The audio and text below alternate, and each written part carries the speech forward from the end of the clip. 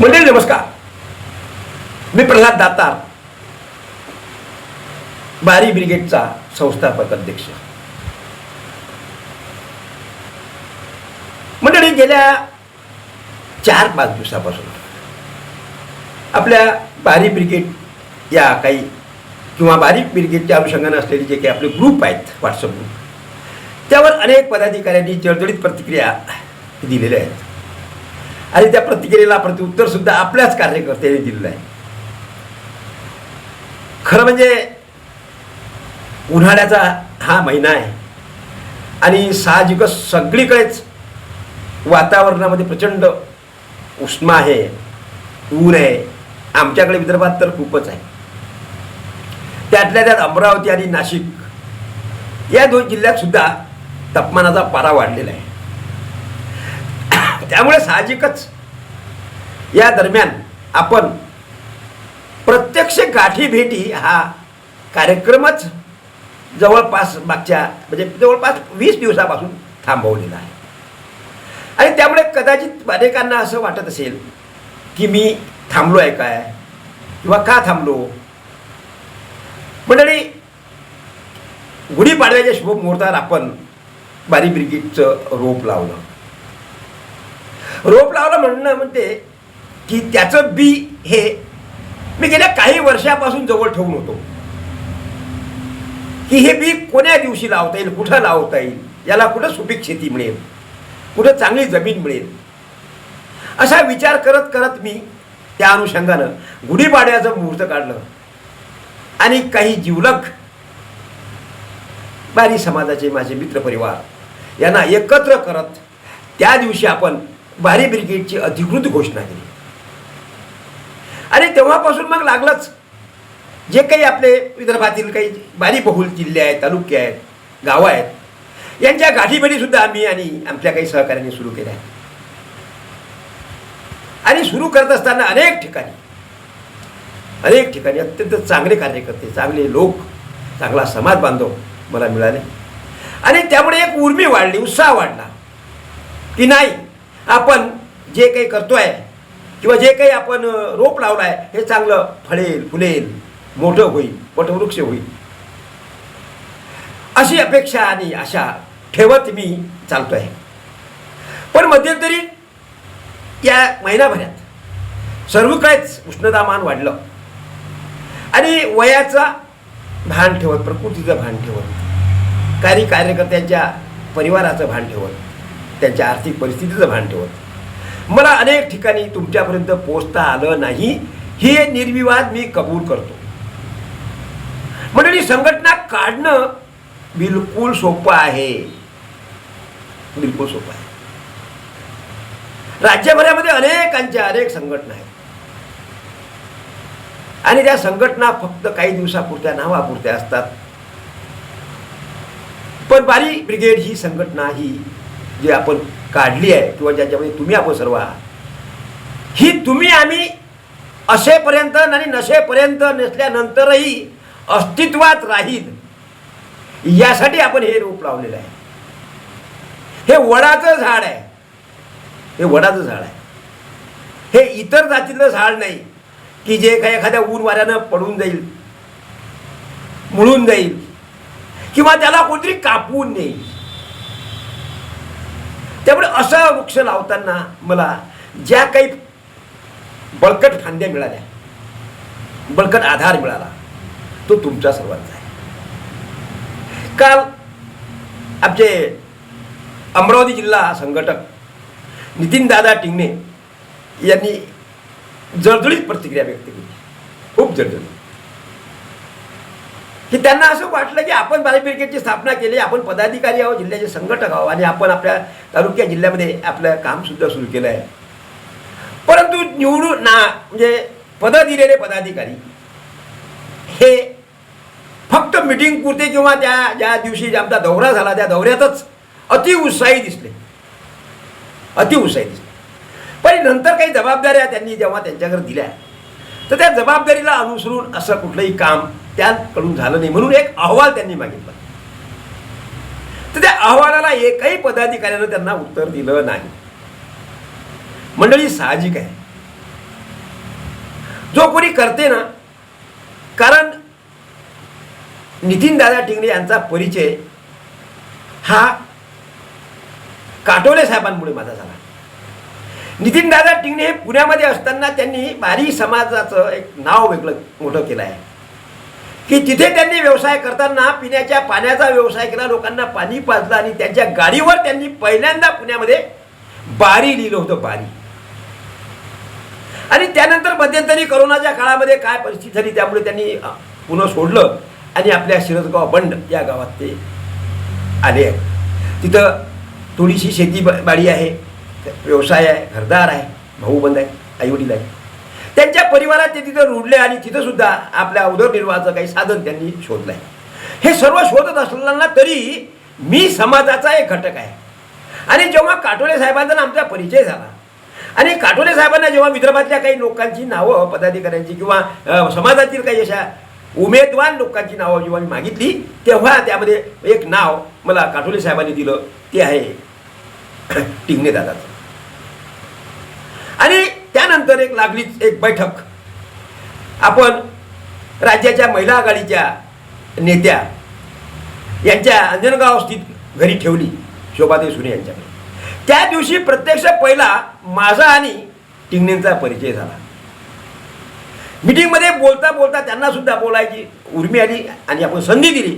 आणि त्या दिवशी त्या माणसामधला समाज प्रेम, त्या माणसातलं समाज वेळ आणि त्या माणसाचं समाजासाठी असलेलं योगदान किंवा त्यांना करायचं असलेले पुढचे कार्यक्रम हे सुद्धा त्यांनी सांगितलं. आणि त्यांच्या या सर्व बोलण्यात चालल्यावरच मी अगदी सविस्तर चर्चा प्रत्यक्ष केली आणि त्यांना आपण अमरावती जिल्ह्याचं संघटक म्हणून नेमलं.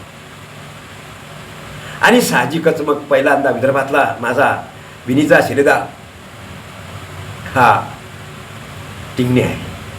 आणि त्यांनी त्यावेळेस काम करताना मला पूर्ण अमरावती जिल्ह्यातले काही तालुके, म्हणजे प्रामुख्याने त्यांचा चांदूर बाजार तालुका तर अगदी प्रत्येक गाव तिथे जिथं बारी बहुल गाव आहे त्या सर्वांनी फिरवलं आणि एक चांगलं काम आपण आपल्या भागात करू असा आशावाद किंवा आशा व्यक्त त्यानं माझ्याकडे केली.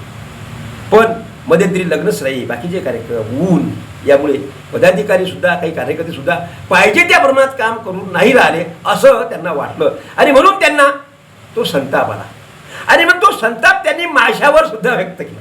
साहजिक आहे, बिलकुल केलाच पाहिजे. मी तर म्हणतो माझ्यावर संतप्त होणारी अशी नितीन टिंगणे सारखी जवळपास 50 नितीन टिंगणे असले तर मला बरं वाटेल. कारण याच्यातून मला हे दिसून आलं की नितीन भाऊंना काय करायचं आहे, नितीन भाऊंना काय अपेक्षित आहे, मी कुठं कमी पडतो, मी प्रल्हाद दाता, मी काय केलं पाहिजे हेही मला सांगितलं. मी काही मायच्या पोटातून समाज संघटन शिकून आलो नाही मंडळी. पत्रकारिता क्षेत्रामध्ये काम करत असताना जेव्हा विविध जाती जमातीच्या संघटना बघितल्या, त्यांच्या आंदोलनं बघितले, त्याच्यातून त्यांनी सरकारला सोडो की पडो कसं करून सोडलं आणि आपल्या समाजासाठी किंवा आपल्या हक्कासाठी त्या कशा लढल्या आणि त्यांनी ते हक्क आणि त्या समस्या कशा मिटवल्या, कसे पदरात पडून घेतले आपले हक्क, हे मी बघत राहिलो. अखिल भारतीय बारी महासंघाचा एक घटक म्हणून मी बरेच दिवस आदरणीय घोलप साहेबांच्या तालिमीत राहिलो. बुलढाणा जिल्ह्याचं अध्यक्षपद त्यांनी मला दिलं. त्या दरम्यान आम्ही अख्खा बुलढाणा जिल्हा पायदळी घातला. ज्या ठिकाणी बाऱ्यांची घरं आहेत, बाऱ्यांची गावं आहेत, त्या प्रत्येक गावात जाऊन अखिल भारतीय बारी महासंघ आणि त्याचे कार्यकर्ते आपण तयार केले. पण मध्यंतरी जे काही झालं, बरंचसं पाणी वाहून गेलं. त्यामुळे कुठंतरी आपण थांबलं पाहिजे म्हणून त्यांच्यापासून वेगळी हरकत घेऊन मागील काही वर्षामध्ये आपण काय समाजाचं केलं पाहिजे, समाजाचं संघटन असलं पाहिजे म्हणून काही संघटनांचे अभ्यास केला आणि त्यावर समजलं की नाही, माझ्या समाजामध्ये एक सक्षम संघटन असलं पाहिजे, सक्षम संघटन असलं पाहिजे, बेटर संघटन असलं पाहिजे, आक्रमक संघटना असली पाहिजे आणि माझ्या समाजातला तरुण हा हक्कासाठी आक्रमक झाला पाहिजे, तीव्र झाला पाहिजे, रस्त्यावर आला पाहिजे. यासाठी म्हणून प्रयत्न करत करत बारी ब्रिगेडची स्थापना आपण महाराष्ट्रामध्ये केली. मग त्यामध्ये पुण्यामध्ये काटोले साहेब मिळाले. काटोले आमच्या जामोद गावाचे आहेत, इथंच ते होते आणि तिथं पुण्यामध्ये चांगल्या व्यवस्थित ते सेटल झालेले आहेत. तिथे त्यांनी अत्यंत चांगल्या पद्धतीने बारी समाज मंडळाची स्थापना केली आणि सगळा मोठा बारी बहुल परिसर त्या भागामध्ये त्यांनी निर्माण केला आणि त्या ठिकाणी मध्यंतरी एक परिचय मेळावा सुद्धा त्यांनी घेऊन एक आपली वेगळी ओळख पुणे शहराला दिली. आणि ह्या ग्रामीण भागातला कार्यकर्ता हा पुण्यामध्ये एक चांगलं नाव ठेवून आहे आणि याला आपण काहीतरी मोठं आपल्यासोबत जर झाला तर अजूनही मोठा करता येईल काय, असा माझा काटोलेबद्दलचा जो काही आपुलकी होती त्यातून काटोलेंनी सध्या झालेल्या चर्चेतून काटोलेंनी महाराष्ट्र प्रदेशच्या भारी ब्रिगेडच्या अध्यक्ष ही जबाबदारी स्वीकारली. सन्मानपूर्वक आपण त्यांना तो सन्मान दिला आणि त्यानुसार त्यांनी सुद्धा आपल्या परीनं पुण्यामध्ये काम सुरू झालेलं आहे. नाशिकमध्ये मंडळी, नाशिकचे उदाहरण जर तुम्हाला सांगतो की नाशिकमधील काही मंडळी किंवा नाशिकमध्ये आमच्या वरडबकाल गावातील काही मंडळी नोकरी निमित्तानं जातात. तिथे सुद्धा बराचसा बारी समाज आहे. दरवर्षी काही कार्यक्रमानिमित्तानं ते कार्यक्रम घेतात निमित्त आणि त्या निमित्तानं कार्यक्रम घेत असताना तिथे एकत्र आले आणि तिथल्या काही लोकांना आपण जे 9-10 वर्षापासून वरवडबकाल गावाला परिचय मेळावा घेतो युवक युवतींचा बारी समाजाच्या, त्या परिचय मेळाव्याला काही मंडळीला मी विशेष आमंत्रण दिलं आणि त्यामध्ये एकनाथराव बारी, आमचे श्रीकृष्ण ढगे आणि मंगेश ढगे आणि अजून काही मंडळी, मला ते वेळेवर नाव सुचणार नाही, आठवणार नाही, अजून काही मंडळी या ठिकाणी आले आणि त्यांनी तो कार्यक्रम आमचा बघितला, पाहिला आणि त्यावेळेस मग तिथं गप्पा टप्पा बोलणं चालणं, एकमेकांचे आदान प्रदान, आम्हाला कसा कार्यक्रम घेता येईल, आम्हाला घ्यायचा आहे वगैरे वगैरे, त्यासाठी आम्हाला काय कसं करावं लागते वगैरे वगैरे अशी मार्गदर्शन घेतलं, माहिती दिली. आम्ही त्यांना अगदी मनापासून सर्व माहिती सांगितलं. एक विवाह माझ्या नातलाच्या माझ्या पुतणीचा त्या ठिकाणी आम्ही घडवून आणला आणि यावलमध्ये आमचे व्याही उंबरकार हे या निमित्तानं आम्हाला जोडले आणि त्यानंतर यावलला एक मेळावा झाला, पहिला मेळावा. आणि त्या यावलच्या मेळाव्यात अजून ही सर्व मंडळी नाशिकची, पुण्याची, म्हणजे एकनाथराव वगैरे आणि काटोले साहेब हे एकत्र आले आणि मग तिथं पुन्हा एकदा अशाच बैठकी झाल्या आणि मग आता आपल्याला खरंच उभं राहिलं पाहिजे. आता महाराष्ट्रामध्ये आपल्याला आता गावाखेड्यामध्ये संघटना न करता राज्य पातळीवर एखादं मोठं व्यासपीठ आपण उभं केलं पाहिजे आणि त्याची क्षमता असणारे क्षमतावान आपण आता निवडायला पाहिजे. म्हणून त्याची निवड करता करता नाशिकमध्ये सुद्धा एकनाथराव बारी यांचं एक चांगलं नाव ठेवलं आहे. त्यांनी नाशिक बारी सेवा संघ या नावाची संस्था सुद्धा केलेली आहे आणि त्या संस्थेच्या वतीने दरवर्षी एक चांगला कार्यक्रम ते घेतात आणि मग वरवडबकालच्या कार्यक्रमामध्ये ओळख परिचय वाढल्यानंतर एकनाथरावांनी मला त्या ठिकाणी सपत्नीक बोलावलं. मंडळी आम्ही गेलो, आमचा श्रीकृष्ण ढगे हा आमचा मानसपुत्र त्या ठिकाणी होता, त्यांनी आमचं आदरातिथ्य केलं आणि एकनाथराव आणि नाशिककरांनी घेतलेल्या त्या सांस्कृतिक कार्यक्रमाला मला जाण्याचा योग आला आणि त्या ठिकाणी माझं काही काम पाहून, माझ्या ज्या काही हालचाली होत्या समाजाबाबतीत त्या पाहून मला नाशिककरांनी त्या दिवशी समाजभूषण हा पुरस्कार दिला. खरंच मी गैरवरून गेलो मंडळी की आपण काय करतोय, काहीच करत नाही त्या मना. आणि समाजभूषण एवढी उपाधी या लोकांनी जर आपल्याला लावली तर निश्चितच आपल्यामध्ये काहीतरी स्पार्किंग या लोकांना दिसलं आहे. आणि मी त्या दिवसापासून विचार केला की नाही, आता थांबता येणार नाही, आता आपल्याला करावं लागेल, आता फिरावं लागेल. राज्यातला नाही, देशातला तर राज्यातला काही समाज, पुऱ्या राज्यातला नाही तर विदर्भातला आपला समाज एकत्र करता आला पाहिजे आणि तो कुठेतरी एका झेंड्याखाली आपल्याला आणता आला पाहिजे. यासाठी म्हणून काम करत करत नाशिककडे एक मंडळ तयार झालं. नाशिक जिल्हा अध्यक्ष प्रकाश बारी यांना आपण केलं. त्यानंतर प्रकाश बारींनी एक ती चांगल्या पद्धतीची एक टीम नाशिक जिल्ह्यासाठी आणि शहरासाठी तयार केली आणि अलीकडे तर प्रकाश आणि त्याची सर्व चमू एवढे कामाला लागल्यात मंडळी की त्यांनी आपला जो लोगो आहे हा लोगो आमच्याकडून मागवून त्यांनी त्या ठिकाणी स्टिकर तयार केले आणि जे जे बारी समाजाचं व्हेकल असेल, 2 व्हीलर 4 व्हीलर, त्यांना प्रत्येकांना कंपल्शन केलं आणि आपल्या वाहनावर तुमची जात ओळख म्हणून बारी ब्रिगेडचा लोगो त्यांनी स्टिक केलेला आहे. मला ते सर्व पाहून खरंच आनंद आहे, अभिमान वाटतो त्या नाशिककरांचा. म्हणजे नाशिकलाच याच दरम्यान मंगेश ढगे या नावाची एक व्यक्ती मला मिळाली. खरं म्हणजे मंगेश ढगेच्या बाबतीत सांगायचं म्हणजे मंगेश ढगे यांच्या मुलाचा बायोडाटा हा आमच्याकडे आला होता आणि मंगेश भाऊंच्या मुलासाठी मुलगी वर संशोधन चालू होतं आणि त्या दरम्यान माझ्याकडून त्या माहिती आली आणि मी त्यांच्याशी फोनवर चर्चा केली आणि नाशिकला गेलो तेव्हा मंगेश भाऊंनी मला घरी नेल्याशिवाय सोडलं नाही. घरी गेलो, मुलाचं प्रत्यक्ष भेट झाली ना, मंगेश आणि पत्नींचा, मंगेश भाऊच्या पत्नीचा सुद्धा परिचय झाला आणि त्या माणसाच्या व्यवसायाबाबतीत, त्या मुलाच्या शिक्षणाबाबतीत संपूर्ण माहिती मी त्या ठिकाणी दिली. नाशिकमध्ये मंगेश ढगे हे नाव मंडळी एवढं मोठं ख्यातनाम आहे माझ्या दृष्टीने की त्यांचा फार मोठा असा व्यवसाय आहे. लॉनवरचे होणारे मोठे मोठे कार्यक्रम, त्या कार्यक्रमासाठी लागणारं सर्व साहित्य, डिझाईन, डेकोरेशन आणि कॅटरिंगची सगळं साहित्य हे एकमेव नाशिकमध्ये जर कोणाकडे असेल तर ते मंगेश ढगेकडे आहे. आणि एवढी मोठी व्यक्ती माझ्या समाजाची आहे आणि ते म्हणते की नाही आम्ही आपल्यासोबत या संघटनेमध्ये यायला तयार आहे, मला सुद्धा अजून आनंद झाला. आणि त्यामुळे मंगेश भाऊंना सुद्धा आपण आपल्या बारी ब्रिगेडमध्ये घेतलेलं आहे, स्थान दिलेलं आहे. आणि त्यामुळे इकडे काल परवा आमच्या नितीनजीनं जे काही स्टेटमेंट केलं, जे काही रोष व्यक्त केला, त्यावर आज मंगेश दादांनी सुद्धा रोष केला. माझं त्या दोघी दादांना, माझ्या मंगेश दादांना आणि नितीन दादांना सांगणं आहे की तुमचा रोष खरोखर आहे. तुमच्या रोमारोमात समाजसेवा करायचं मला दिसून आलेलं आहे. तुम्हाला हे करायचं आहे. मंडळी, मी हे सर्व करताना एकच मागतो की राज्यभर मला किमान फक्त 50 मंगेश आणि नितीन टिंगणे पाहिजे. 50 फक्त. नाशिकमध्ये मिळाला मंगेश, अमरावतीमध्ये मिळाला नितीन, अजूनही काही जिल्हे आहेत ज्यामध्ये मला अजून मिळायचे आहे.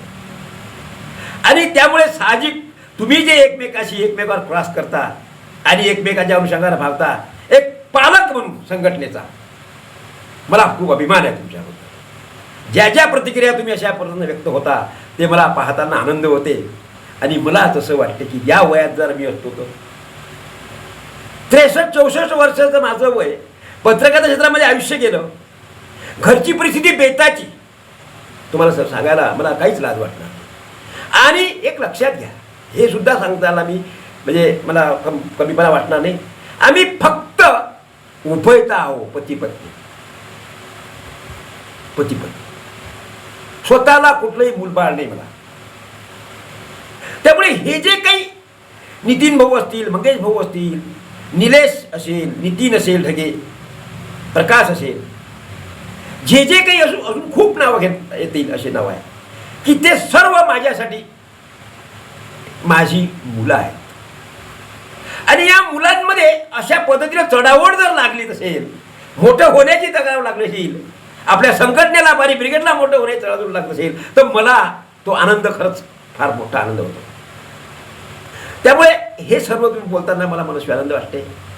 साहजिक तुम्ही दोघांनी जे एकमेकांच्या प्रतिक्रिया दिल्या, मला आत्ताच नितीन दादाचा फोन आला, माझा म्हणे मंगेश भाऊंची परिचय नाही. मी त्यांना सांगितलं की मंगेशजी काय आहे, मंगेश ढगेंचं म्हणायचं काय आहे. मंडळी, मी माझ्या वाढदिवसाच्या अनुषंगानं पहा किती येऊ, मग ते अंजनगाववरून प्रल्हादराव औंधकर असतील, नाशिक पुण्याकडून जे काही मंडळी पहूरला आले, म्हणजे मी पहिल्यांदा रुपलाल बाबांचं गाव पहिल्यांदा पाहिलं. रुपलाल बाबाबद्दल ऐकून होतो. माझी सासरवाडी अंजनगाव सुरची आहे. रुपलाल बाबांचं मंदिर, रुपलाल बाबा समाधी अंजनगावला आहे. माझं लग्न जवळपास रुपलाल महाराजांच्या मंदिरातच झालेलं आहे. त्यामुळे आमच्या या काही पुतण्या वगैरे आहेत, भाच्या आहेत, याचे सुद्धा लग्न त्या रुपलाल महाराज मंदिर झालेलं आहे. त्यामुळे रुपलाल महाराजांची माझी दर्शन मैत्री ही अंजनगावात झालेली आहे. पण त्यांचं गाव पहूर हे खानदेशातलं आहे. फक्त ऐकून होतो, मी पाहिलं होतो. माझ्या वाढदिवसानिमित्त पाहून पुण्यातील, नाशिक आणि पुण्यातील मंडळींनी मला नेमकं पहूरला बोलावलं. मंडळी गेलो आम्ही पहूरला.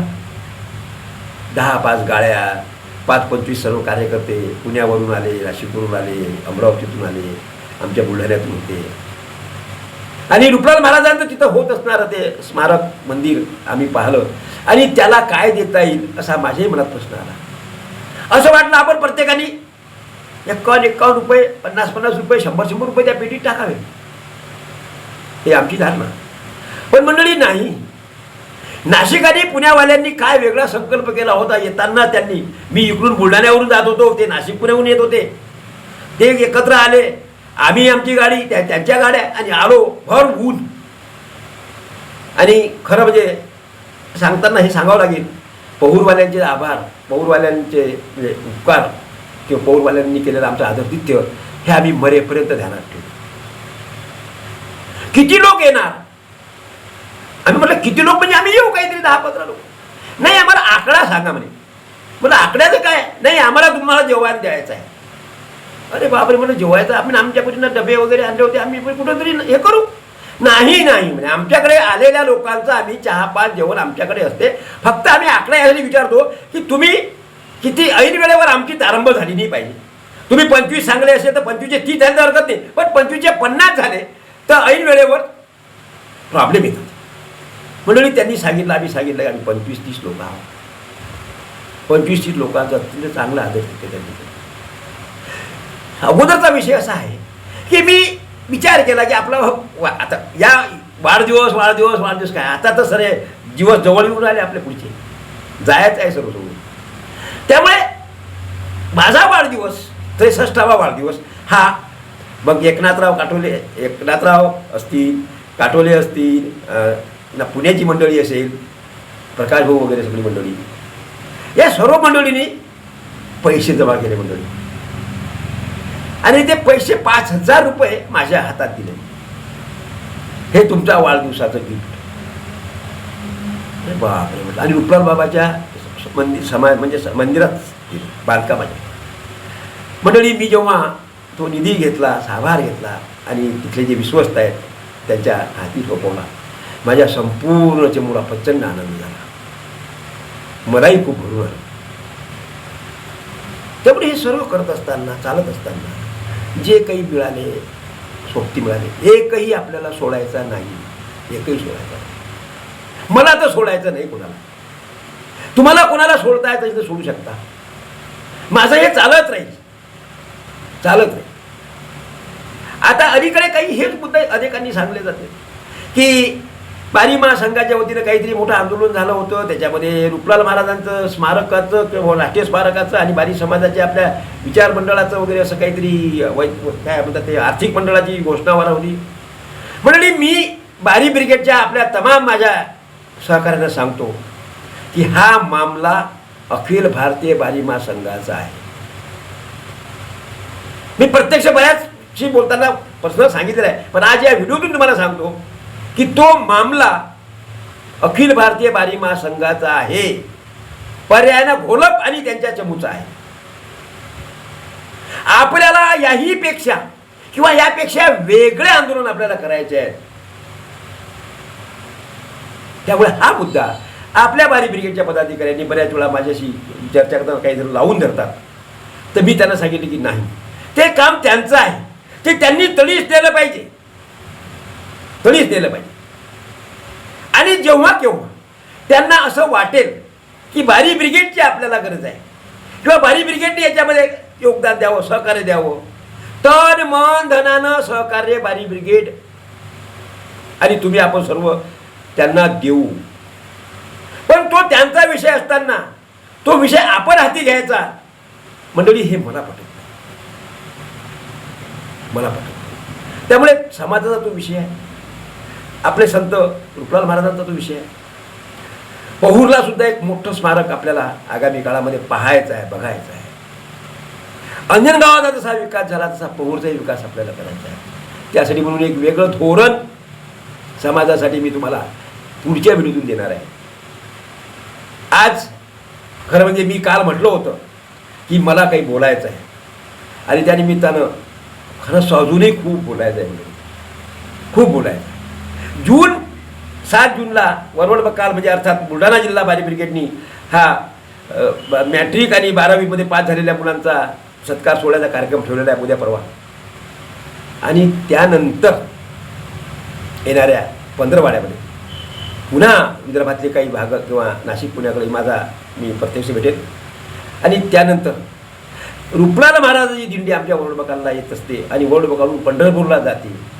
ही महिनाभर चालणारी दिंडी, याच्यामध्ये मी सपत्नीक 25 दिवस वारीमध्ये जाणार आहे. त्यामुळे त्या वारीमध्ये असताना मी कुणाशीही आपल्या वारी ब्रिगेडशी संपर्क ठेवण्याचा प्रयत्न करणार नाही. पण ग्रुपवर ज्या काही तुम्ही चॅटिंग येतात, काही येतात, ह्या सर्व मी पाहिल्याशिवाय राहणार.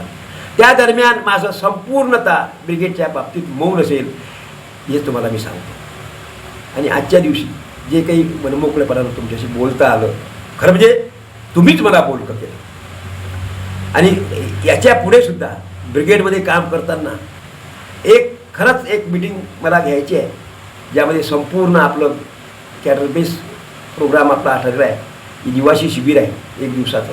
काही महिलासुद्धा आपल्यामध्ये पदाधिकारी आहेत, काही जिल्ह्याचे अध्यक्ष, तालुक्याचे अध्यक्ष, राज्य कार्यकारी सदस्य, कोर कमिटीचे सदस्य, असे जवळपास 100 पदाधिकाऱ्यांचं एक चांगलं 1-1.5 दिवसाचं कॅडर बेस शिबिर आपल्याला संतनगरी शेगावला घ्यायचं आहे. आणि त्यानंतर राज्यात संपूर्णतः वारी ब्रिगेड तुम्हाला जसं जसं फुकवायचं आहे, ज्या ज्या समाजासाठी ज्या ज्या गोष्टी आवश्यक असतात, आवश्यक वाटतात, ते विषय आपण अजेंड्यावर घेऊ आणि ते करण्याशिवाय राहणार नाही. मगाशी 20% आणि 80% असा एक काहीतरी मुद्दा मंगेश भाऊंनी सांगितला. 20% राजकारण आणि 80% नाही, 30-70 असं काही सांगितलं आहे. 30% राजकारण आणि 70% समाजकारण. जरूर करू मंडळी, जरूर करू. त्यासाठी अजून जरा वेळ आहे. आणि 30 आणि 70 करताना आपण सध्या 30% आहोत. आपल्याला 70% झालं पाहिजे. 70% ज्या दिवशी आपण होऊ, अर्थात आपलं 70% संघटन ज्या दिवशी होईल, मुंबईपासून तर नागपूरपर्यंत गावागावात, बारी बहुल गावामध्ये जेव्हा वारी ब्रिगेड हे नाव घराघरात पोचेल, याला फार दिवस लागणार नाही मंडळी. 1 वर्षाच्या आत राज्यातल्या प्रत्येक बाऱ्याच्या घरात रुपलाल महाराजांची प्रतिमा, रुपलाल महाराजांचा फोटो आणि बारी ब्रिगेडचा झेंडा हा आपल्याला पोचवा लागते. आणि तो पोचवायचं काम तुम्हाला आणि मला करायचं आहे. त्यासाठी म्हणून आज मी इथं रजा घेतो आणि पुढे अजूनही काही असले तेव्हा तुमच्याशी बोलण्यासाठी मोकळा. आज इथं थांबतो. पुन्हा या अनुषंगाने कधीतरी भेटू. तोपर्यंत नमस्कार.